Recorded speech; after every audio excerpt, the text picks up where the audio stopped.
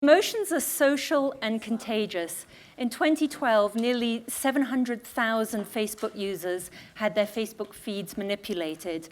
Those people who saw more emotionally positive posts themselves went on to post more emotionally positive things, and those who saw more emotionally negative posts went on to post more negative things. The phenomenon of social emotions is nothing new.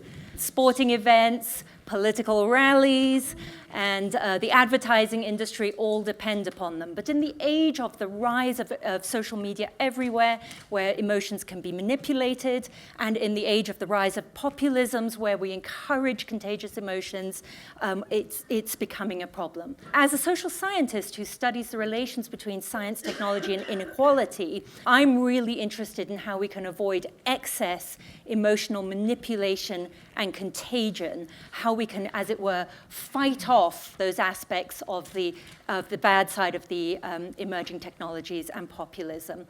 As people at Davos will know, there's a veritable industry has arisen around certain positive emotions. There's a lot of buzz around emotions, and people talk about the happiness industrial complex. Unfortunately, I'm going to argue that some of what's happened around that has made the emotions no longer fit for purpose. Think about gratitude. In the early 2000s, psychologists turned to examining what effect a grateful outlook on life had on our psychological and physical well-being. It turned out it was pretty significant, but that made people begin to try to be grateful rather than trying to be grateful for anything in particular.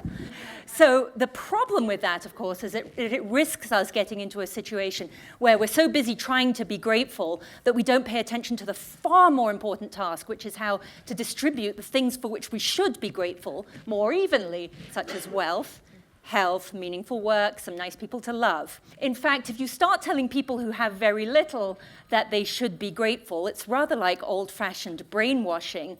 And for those of us who have an awful lot to be grateful for, I would say every single one of us in this room, it's really a problem if it inures us to the dangers of rising inequality, and if it makes us complacent about the status quo. Or is another one of these emotions that used to be associated with religion and with religious fear. In recent years, it's been marketed in a kind of a corporate rebranding where it's lost those associations with fear and is a sort of pleasant way to get to the sublime.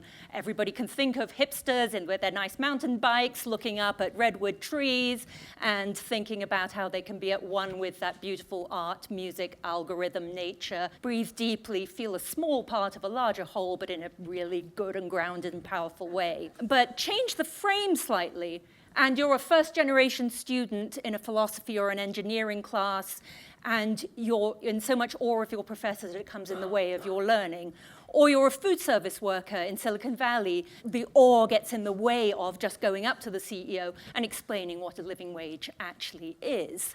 In these cases, feeling a small part of a larger whole is part of the problem, not the solution. Mindfulness is another complex that's been very popular recently that is very emotion-infused. It's good for helping us deal with the attention economy that we live in, for helping us take all those different inputs and channel them to a unified, authentic place.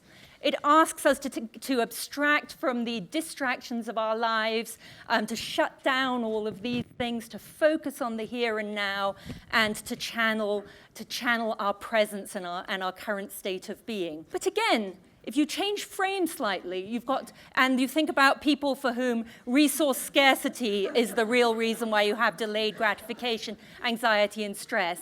And I think you're looking at something where people are longing for a little bit of mindlessness, not mindfulness, or they're longing to use their minds to escape their current reality, not dwell a little better within it.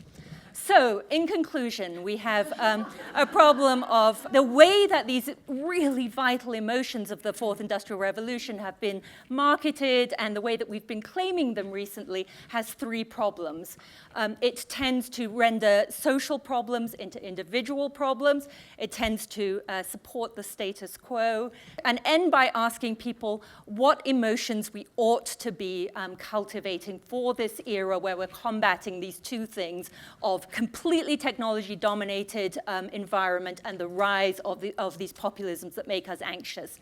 I would suggest we need to reinvigorate things like compassion, justice, fairness, but also how about a bit of righteous anger? How about a bit of shame?